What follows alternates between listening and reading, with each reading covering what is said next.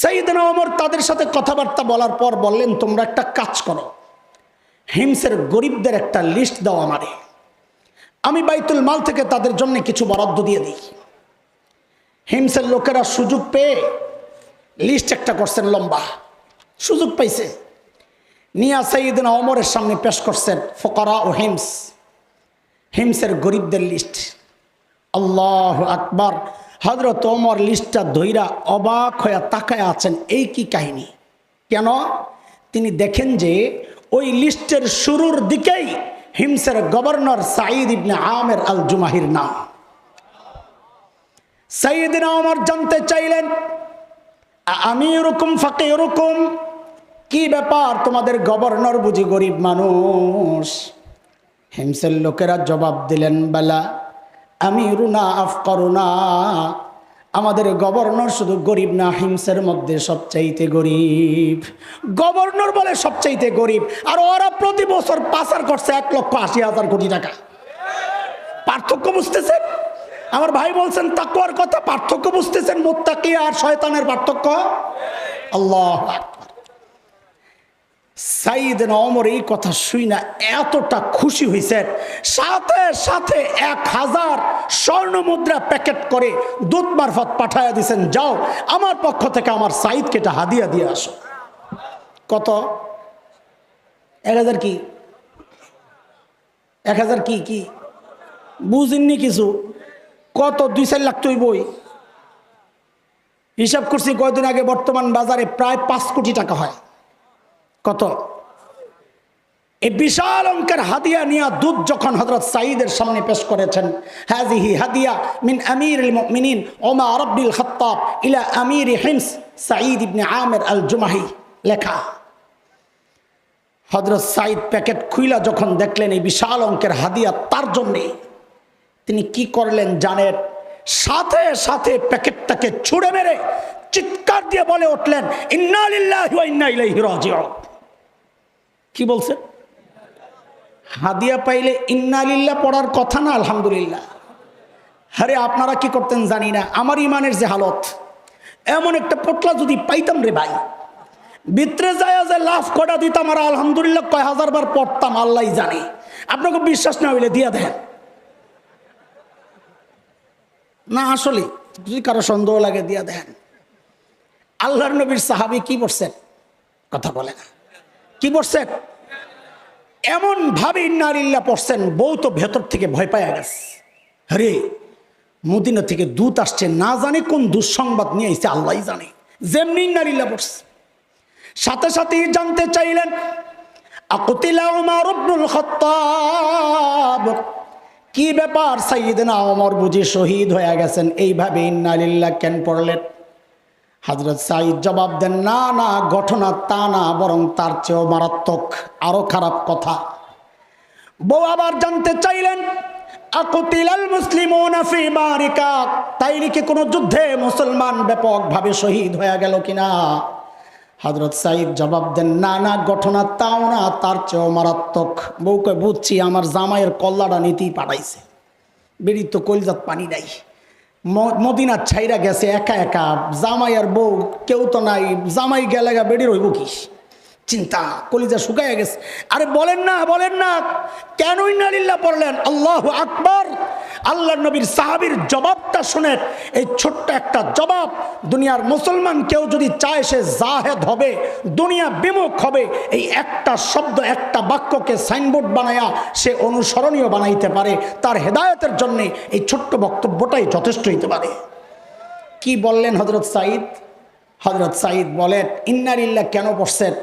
বলেন কি, উদখিলাত আলাইয়া দুনিয়া লিতুফসিদা আখিরাতি, আরে আমার ঘরে দুনিয়া ঢুকায়া দেওয়া হয়েছে আমার আখিরাতকে বরবাদ করার জন্য।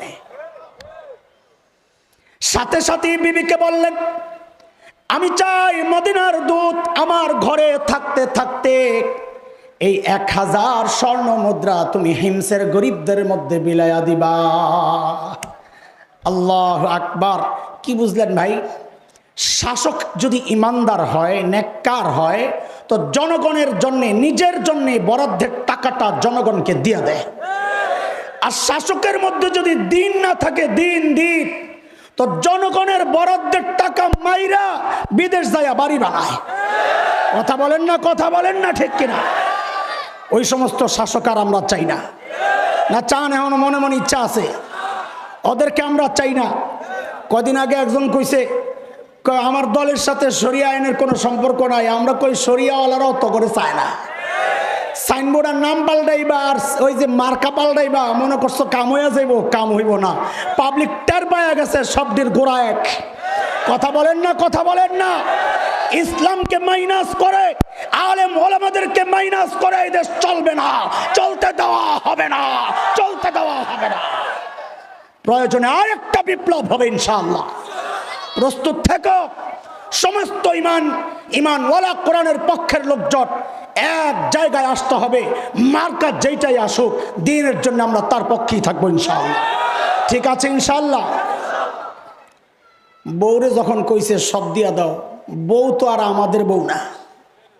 না আপনাকে বউ বালা, আমি যেই সিপা দিয়ে আইছি কোন বিপদে পড়ি ভাই, আমারটার উপরে দিয়া যাক, সামনে নাই। আমার বউরে যদি কইতাম সব দিয়া দাও, একটা ভেসকি যে মাল লইল বুজুর্গি দেখায় সব দিয়া লাগবে।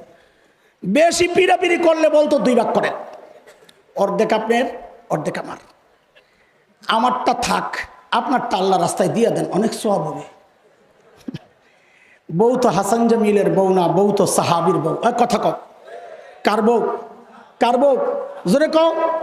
আল্লাহ যার জন্য যেমন মিলাইছেন। এই পোলাবান যারা বিয়া করস নাই, তো করে একটা সৎ পরামর্শ দিয়া দেয়, এই মূলনীতি মাথায় রাখবি, কাজ হবে ইনশাল্লাহ। আমার সাথে সাথে বলবি আমি যেটা শিখাইতেছি, বল জেসকার লগে তেসকা।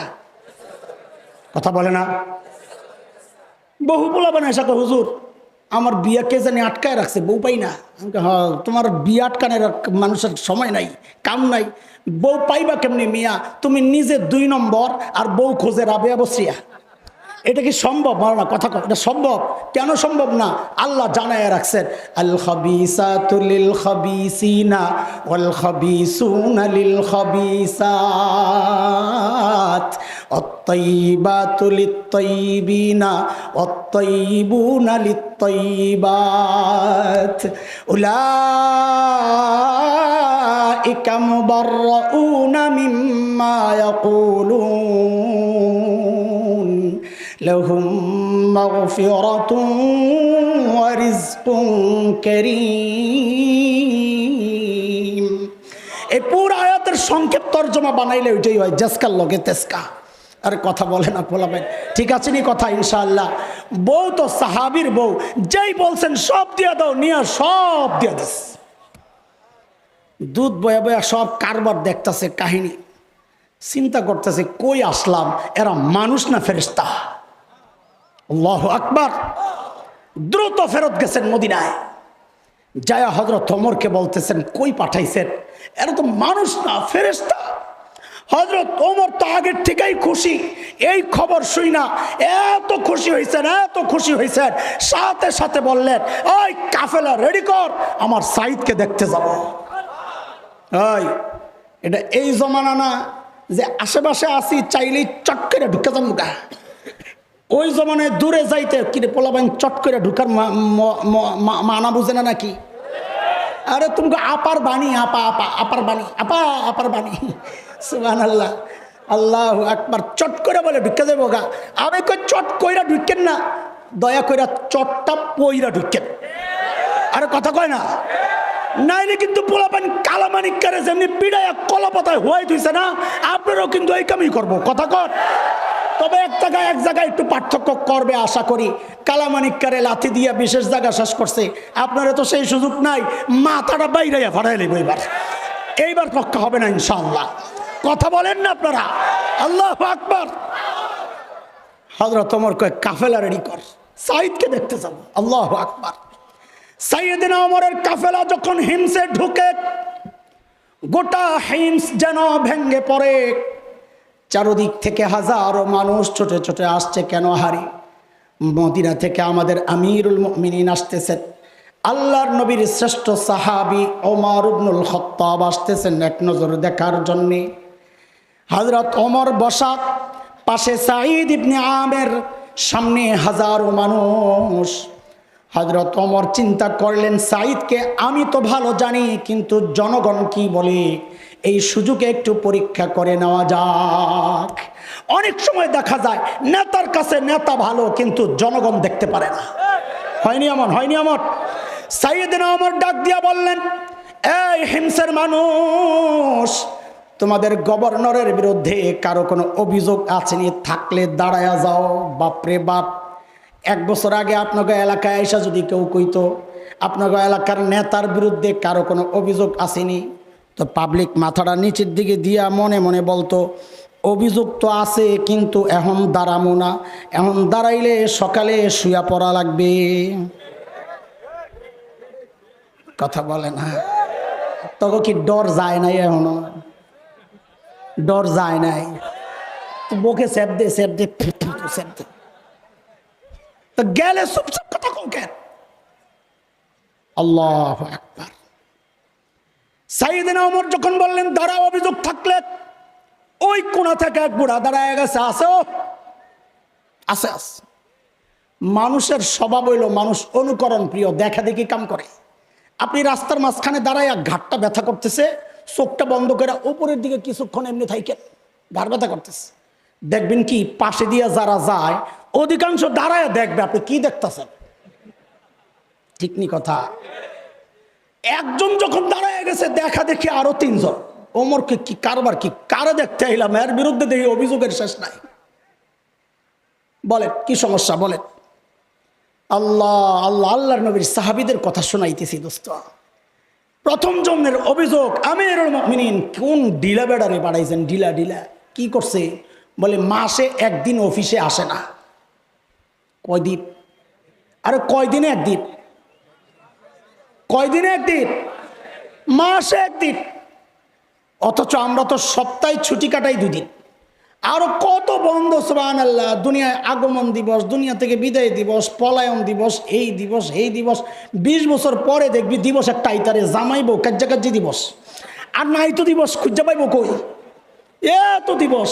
আমগো লস নাই, ছুটি কাটাই, সমস্যা কি? আমগো মানে যারা সরকারি কাম করে।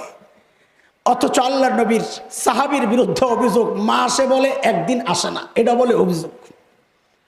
হযরত ওমর তো রাগ হয়ে গেছেন। সাঈদ জবাব দাও, কেন তুমি মাসে 1 দিন অফিসে আসো না? আহা, আসামির কাঠগড়ায় আল্লাহ নবীর সাহাবী দাঁড়ায়া বলতেছেন, আমিরুল মুমিনিন, আপনি তো জানেন আমি গরিব মানুষ, তো এই যে আমার গায়ে 2 টুকরা কাপড় দেখছেন, একটা লুঙ্গির মতো পরা, আরেকটা চাদরের মতো করে জড়ানো। আমিরুল মুমিনিন, আমার না এই 2 টুকরা কাপড় ছাড়া আর কোনো কাপড় নাই। আরে অফিসে 1 দিন আসো না কেন সেইটা বলো। বলে এই 1 জোড়া কাপড় 1 মাস পরতে পরতে পরতে পরতে দুর্গন্ধ হয়ে যায়, নিজেরও কষ্ট হয়, যারা আসে ওদেরও কষ্ট হয়, তাই মাসে 1 বার উপরেরটা ধুইয়া দেই, শুকাইলে নিচে পরি, নিচেরটা ধুইয়া দেই, শুকাইলে উপরে জড়াই। আমিরুল মুমিনিন এই কাজটা করতে করতে বেলা একটু উপরে উঠে যায়, আমার আসতে একটু দেরি হয়। আসি না এই কথা ঠিক না, উনি হয়তো সকাল সকাল এসে আমাকে না পেয়ে ভেবেছেন আমি আসি না, আমি আসি একটু দেরি হয়। হযরত ওমর তো বুঝছেন কাহিনী কি, কিন্তু দাঁড়াইছে যেহেতু শোনা তো লাগে। আচ্ছা বলেন আপনার কি সমস্যা? ও আল্লাহ, 2 নম্বর জনের অভিযোগ আরো মারাত্মক। কি বলে জানেন? আমিরুল মুমিনিন, আমাদের গভর্নরের দিনে তো পাই, রাতে আর হেরে খুঁজে পাই না। কি ডিউটি লইছে ওনারে, রাতেও সময় দেওয়া লাগবে। দেখছেন নি কারবার? সুবহানাল্লাহ। হযরত ওমর তো রাগ হয়ে গেছে, সাঈদ কেন তোমারে রাতে পাওয়া যায় না? দাঁড়াও। আল্লাহর নবীর সাহাবী আসামির কাঠগড়ায় কাচুমাচু হয়ে বলছে, আমিরুল মুমিনিন, এটা বলার বিষয় ছিল না, এটা একান্ত ব্যাপার ছিল, প্রশ্নের মুখে পড়েছি, না বলেও তো পারছি না, কেন আমাকে রাতে পাওয়া যায় না? আমিরুল মুমিনিন, কসমতু হায়াতি বাইনা রাব্বি ওয়া বাইনা ইবাদি, জীবনটারে 2টা ভাগ করছি, রাতটা আমি আমার মালিককে সময় দেই, দিনটা মালিকের বান্দাদেরকে সময় দেই। আল্লাহু আকবার। সাহাবী, সাহাবী, এর নাম সাহাবী। মালিকের জন্য আলাদা টাইম বরাদ্দ, অথচ আমরা মালিককে টাইম দেওয়ার সময় আমাদের হাতে নাই। দুনিয়ার সব কিছুতে আমি টাইম দিতে পারি, মালিককে টাইম দেওয়ার সময় আমার নাই।